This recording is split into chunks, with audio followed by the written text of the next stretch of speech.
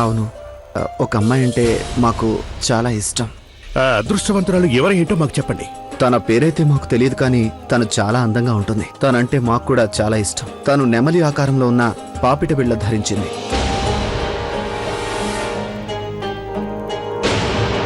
అలా నెమలి పింఛం గల పాపిడి బొట్టు మాన్బాయే కదా పెట్టుకుంది. జ్యోధ బేగం చూసారా, తను షేకు బాబా మనకు చెప్పినట్లుగా ఆ పాపిటి బిళ్లతో అచ్చం అలాగే కనపడుతుంది కదా.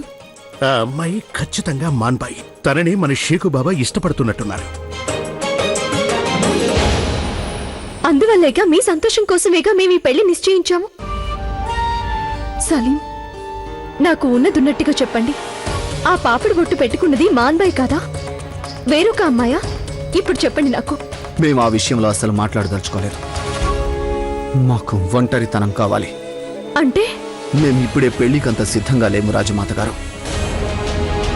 మాకింకొంచెం వ్యవధి కావాలి.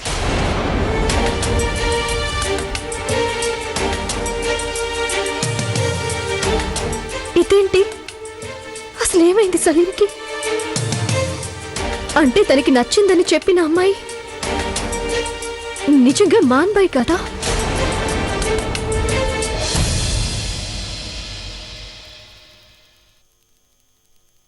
అమ్మిజాన్, చూసావా, నేను అబ్బుజాన్ చికిత్స కోసం సొమ్ము తీసుకొచ్చాను. చూసావా, మనం ఇక ధైర్యంగా చికిత్స చేయించొచ్చు. అప్పుడు ఆగ్రా వదిలి వెళ్ళొచ్చు. ఇక దేనికి బెంగపడక్కర్లేదు. ఎలాంటి సమస్య ఉండదు. మనం హకీం సాబ్ కి వారు కోరిన మొత్తం ఇవ్వచ్చు. అలాగే అబ్బుజాన్ కి మందులు కూడా తెప్పించవచ్చు. నాకు చాలా సంతోషంగా ఉంది అమ్మిజాన్, చాలా సంతోషంగా ఉంది. నువ్వు కూడా సంతోషించు. అమ్మిజాన్, అమ్మిజాన్, నువ్వెందుకేమీ మాట్లాడడం లేదు? అమ్మిజాన్, అమ్మిజాన్, ఎందుకు ఏడుస్తున్నావు నువ్వు? అమ్మిజాన్, ఏమైంది చెప్పు. అమ్మిజాన్,